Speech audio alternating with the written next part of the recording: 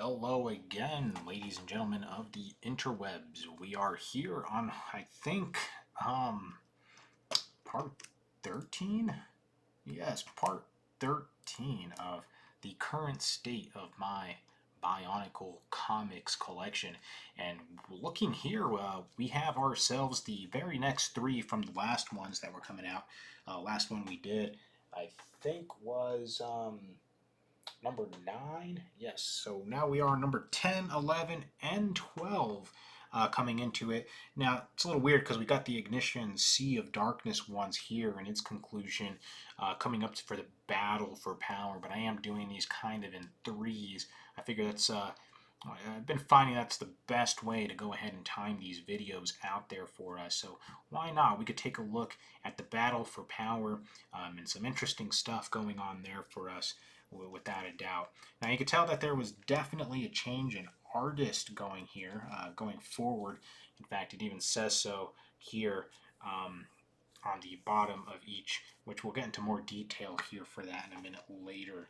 But just going ahead and getting this first one open here for us. This is number 10 of Ignition, Sea of Darkness, and somehow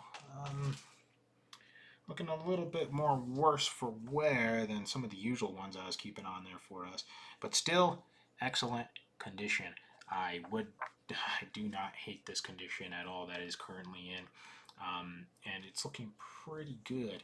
We got the good spine. It's looking like that bend is coming back from, I believe, the way I used to store these things way back. And I'm not sure I actually did brought it up. I think I was going to say how these were stored and why that might have been damaged. But yeah, it was on a plastic drawer. They all were stacked on top of each other, even without these Ziplocs for the longest time, simply because of the amount of moving that was going on in my family during a specific period of my time. And I just had no other way of storing them, at least in a more, at least not in a more sophisticated manner. These days, I am bagging and boarding them, which is what I have right here for us as I'm going along. And I figured, well, while I'm going ahead and doing that, might as well take a quick inventory. I was going to do it for myself, and I just happened to make these videos instead. So it could be for myself and anyone else who cares to think they're interested in any of this at all. Now, interesting cover here. Jawler is cornered. It's looking like Toamari having some tough times there for us because everyone is after this thing called the Mask of Life, and everybody wants a little bit of its power. Now, still very great art. The way they're blending in, the passage of time here as they're going through the tunnel. A few other things. Look at that. We have more Titans being advertised here for us. Yeah, Hydraxon. That's a beautiful set right there, but maybe you're not even getting it completely. But yeah, good stuff right there for us. And on the back, whew, Karzani. That's not somebody you want to run into, especially if you are a Matoran. He was not one who actually treated them very well, if you're familiar with it. But apparently it's only available at Toys R Us. In fact, that's probably the last place I would have gone to shop at as a kid. Well, maybe that's a lie. I think we used to go there a fairly bit more often. And just taking a look at the last page here for us. We do have, again, very fantastic art. We got the credits going on. To be continued. Things are moving at a very fast pace. I mentioned in the last video that it's starting to make it feel more and more like a race as time goes on. Hey, the universe is about to end. There's only one thing in it that can save it, and all the Matoran, that is the legendary Mask of Life, to kind of jumpstart everything again. And that's what these comics are really getting into. They're very fantastic because it starts continuing the story. Metro Nui and the Toa Hordika, those are stories that needed to be told, just so everybody could get a better understanding of kind of what was going on in the universe. But I think everybody was also anticipating a continuation from the Vakama Secret comic that I covered. I believe that was issue 15, with the iconic imagery of the Toa getting reflected off of Vakama's mask as he told them they were not the first Toa.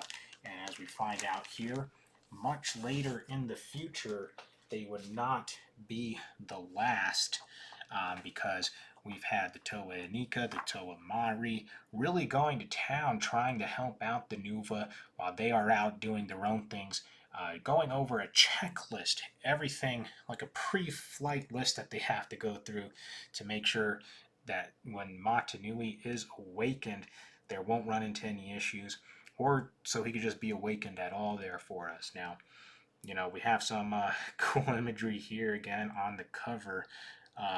Matoro, I believe, grabbing onto that legendary mask that is everybody's desire right now. Now, this one is probably a very special comic for that reason. Um, that mask is a very, very big deal. And maybe I missed it in some of the other ones, but I believe this is the only place up until now that it has been displayed on the cover of a comic. Not quite sure on that, honestly. But another fantastic comic. The spine does have a little bit worse wear than some of the other ones that I've been keeping there for us. This probably has to do with lackluster storage up until now, and not so much from reading. I was really trying to refrain from ever opening these again, if I can help it. Now on the back here, we already have a very special teaser to what is coming up with the Fantoka, and that's kind of what you see here on this very next art here for the Battle for Power. Now, as you can see, even more crazy things await us. So the story is not over yet, and that's of January of 2008 there. So we're getting places. We're really getting places there for us. And just going through some of the artwork in here, again, you still have that very stylistic art choices that are coming out of the Ignition comics at this point in time. Very, very beautiful stuff, I'd say. And then let's see if we could find anything else in this comic that is kind of interesting. Oh, well, speak of the devil, the Mask of Life, probably the most interesting thing here for the longest time. And look, coming 2008, the original heroes return, the Toa Nuva. And there you go. It's trying to focus, but I can't keep my hand still enough to make it happen. But there we go. That makes it look a lot better. And that was a very big reveal. I don't know if they did Vakama a whole lot of justice there, though, for him. But certainly, again, much different stylistic choices than what was happening in the original comics there for us. So I'm going to go ahead and get this one bagged and boarded. There we go. Again, I already had all these kind of preset ready to lay out. And then we come into issue number 12. And this is the transition here for Bionicle, Battle for Power. And you kind of see the Mask of Life as kind of a centerpiece on the title here for us. I'll just kind of leave it there for everyone to see. And right here is what I'm referring to, just dead smack into the whole thing. Time is running out, and I think they want everybody to understand that. Things were going on. March 2008. I don't quite remember what I was doing in March of 2008. I think I was in my last year of junior high, something along those lines. Again, you can tell I'm getting a little fuzzy on it. It's been so long since all this had taken place there. And this is probably a very fine comic. Probably haven't seen one this exquisite since that one I had of 14 that had like almost no flaws. And this one's looking pretty flawless too. I'm not even going to open this one. Just show you the front and back cover. So looking here on the spine as carefully as I can. There's like one crease there, about a third of the way from the bottom. And yeah, there you go. The only time the glare helps me is with those imperfections. And going all the way up though, almost flawless. It doesn't even look like, man, maybe I did never open it. I don't know. Maybe this was around the time the paper cuts were coming out and I was trying to refer to those if at all possible. And on the back here, the Toa Ignica himself, personification of the Mask of Life. You can see it's already starting to lose its golden color. Um, but, you know, I guess it includes the Mask of Life, also a Sky Blaster, and a few other things there, like that awesome board that he's on there for us. And we all know where that's kind of going there for us. But let's go ahead and get this sealed because this is fantastic in its current condition. And I'll have to make sure that I never open that one. I would love to show you guys some of the art on the inside. But yes, as we get closer and closer to the more modern ones, this is 2008, March of 2008. And like I mentioned in previous videos, I don't know if I've mentioned it in this one yet. Ooh, come on, let's try to get that focused. No, it doesn't want to focus. Okay, there we go.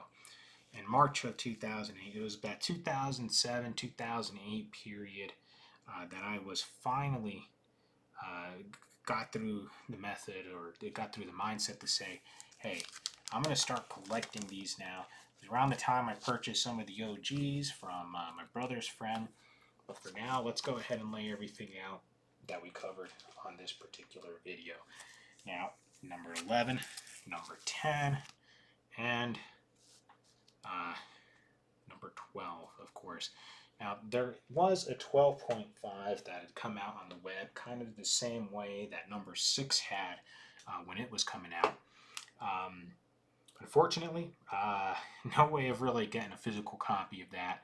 Well, there is, but I'm not gonna go through the effort of all that. These are the ones that were coming out with everything there for us. So I'll be happy with the ones that I got here. Again, number 10, 11, and 12. And we're going to come back for the next 3 after that, coming into the conclusion of Battle for Power and some disturbing revelations that occur during the climax of our original Toa Heroes coming around. Fantastic. I wish I could open that because I'm sure there's some imagery of those the Toa Nuva coming back. But just something for another date. But we're approaching time. I'm doing pretty good, you know, considering the fact that by this point in my life, you know, Bionicle wasn't as focused as it was when I first came around. Now, I know in that first video, I brought out my old Kopaka. I told you guys, hey, this has influenced my life for so long. And, you know, at this point, it's getting to that point where it was not so much of an influence. At least with these stories that were coming out in the more recently, at that time they were like brand new to me. They did not have the same impact as the originals. But did I still maintain interest? Well, of course. These are all my original copies, and I've done very well to maintain them to the best of my ability. But again, that's all I got for you on these 3. You guys have yourself a good one now. Take care.